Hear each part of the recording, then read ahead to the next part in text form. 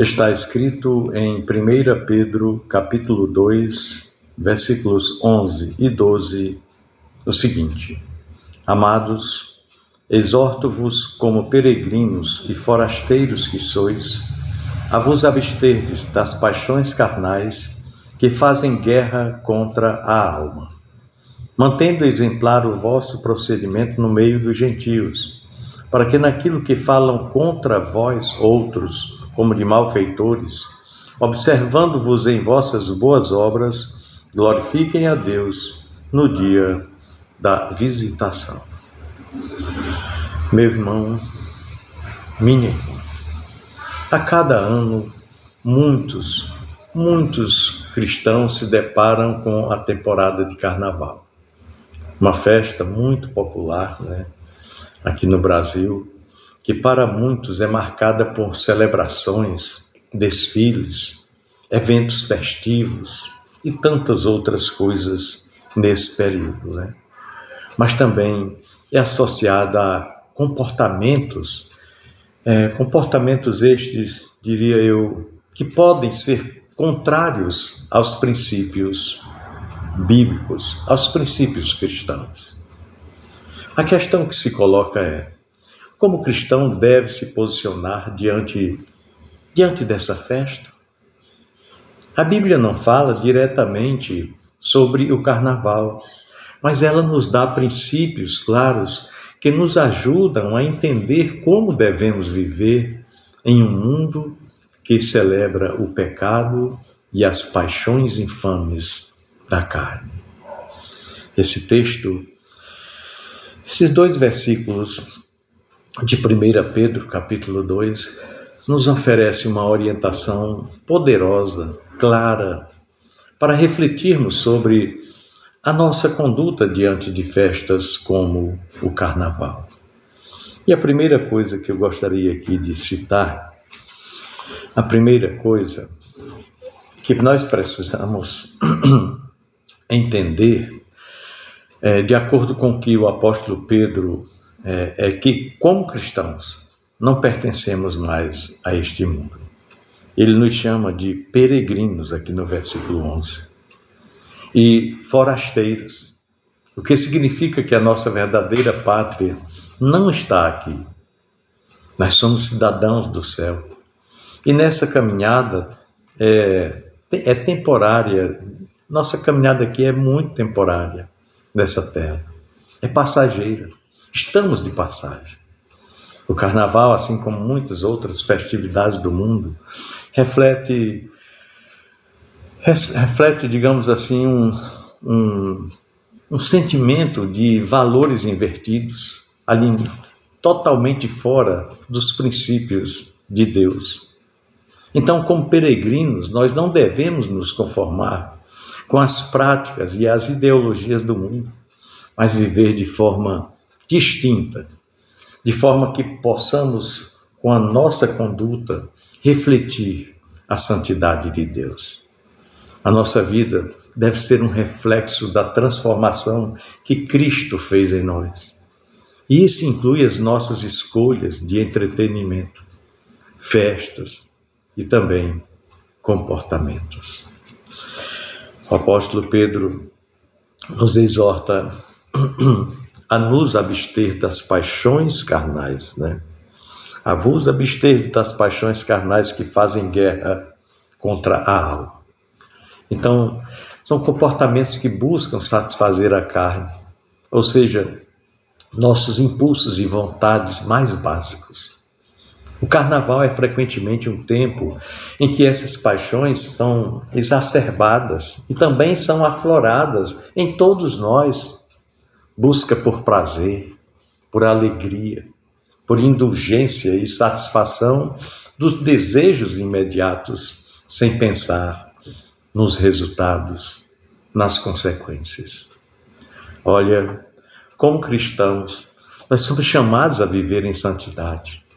As festas e comportamentos associados ao carnaval, como a promiscuidade, o consumo excessivo de álcool, a desordem e a exaltação do pecado, podem entrar em conflito com a nossa identidade em Cristo.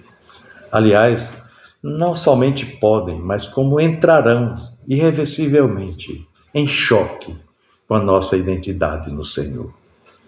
O apóstolo Paulo, em Gálatas 5, dos versículos 19 a 21, nos lembra de que as obras da carne são evidentes e nos advertem sobre os perigos de viver conforme esses desejos.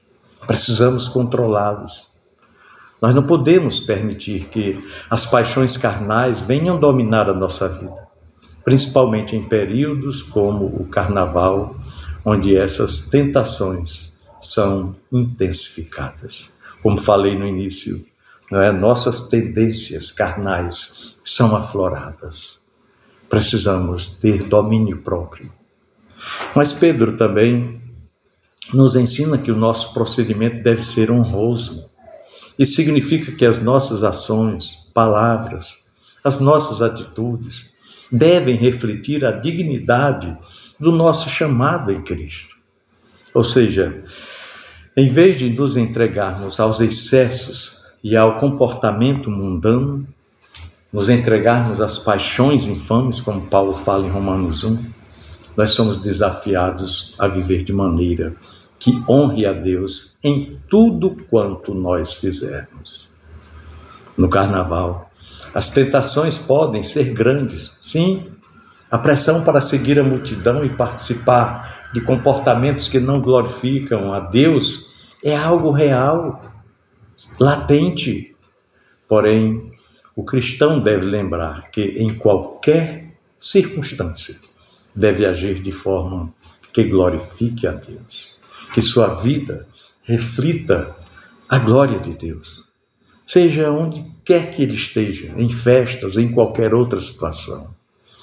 O apóstolo Paulo, em 1 Coríntios 10, versículo 31, nos lembra que tudo quanto nós fizermos deve ser para a glória do Senhor. Quando nos abstemos de comportamentos mundanos e mostramos o fruto do Espírito em nossas vidas, na verdade, estamos refletindo luz em um mundo que jaz nas trevas, como a própria palavra do Senhor nos diz. Por fim, o apóstolo Paulo nos diz, ou melhor, Pedro nos ensina que o nosso comportamento tem um impacto direto no testemunho que damos ao mundo. Ele diz que se nos abstermos de comportamentos que são contrários à vontade de Deus, nosso testemunho será uma forma muito evidente de glorificar a Deus, mesmo que as pessoas nos acusem ou zombem de nós. Por isso que ele diz, mantendo exemplar o vosso procedimento no meio dos gentios, para que naquilo que falam contra vós como malfeitores, observando-vos em vossas boas obras, glorifiquem a Deus. Pois é, nosso comportamento cristão deve ser algo diferente, ou até mesmo uma forma de resistência ao que todos estão fazendo. No entanto, o nosso chamado é viver de maneira que, mesmo que falem mal de nós, nossas boas obras possam glorificar a Deus. Nossas boas obras venham contradizer aquilo que falam de nós. Quando nos abstemos das práticas do mundo, das práticas pecaminosas, estamos mostrando ao nosso próximo que a verdadeira alegria, a verdadeira liberdade, a verdadeira satisfação não vem dos prazeres passageiros, mas de um relacionamento genuíno e íntimo com o Senhor. Essa sim, esse relacionamento nos traz alegria. Pois bem, em um tempo como o carnaval, quando muitas pessoas se entregam às paixões da carne e ao prazer momentâneo, o cristão é chamado e desafiado a se manter firme, não em legalismo, mas em fidelidade ao nosso Senhor. Nós somos peregrinos neste mundo e a nossa conduta deve ser marcada pela santidade, pela busca por um coração puro e pelo desejo de glorificar a Deus em tudo o quanto nós fizermos. Que possamos refletir sobre o nosso comportamento e tomar decisões que venham honrar a Deus em todas as circunstâncias. Que ao invés de seguirmos a multidão, possamos ser luz em um mundo de trevas, vivendo de forma distinta e sendo um testemunho vivo da graça de Deus em Cristo Jesus. Eu desejo a você e à sua família um domingo maravilhoso, onde você, juntamente com sua família, goze de harmonia, de alegria verdadeira na presença do Senhor. Deus nos abençoe.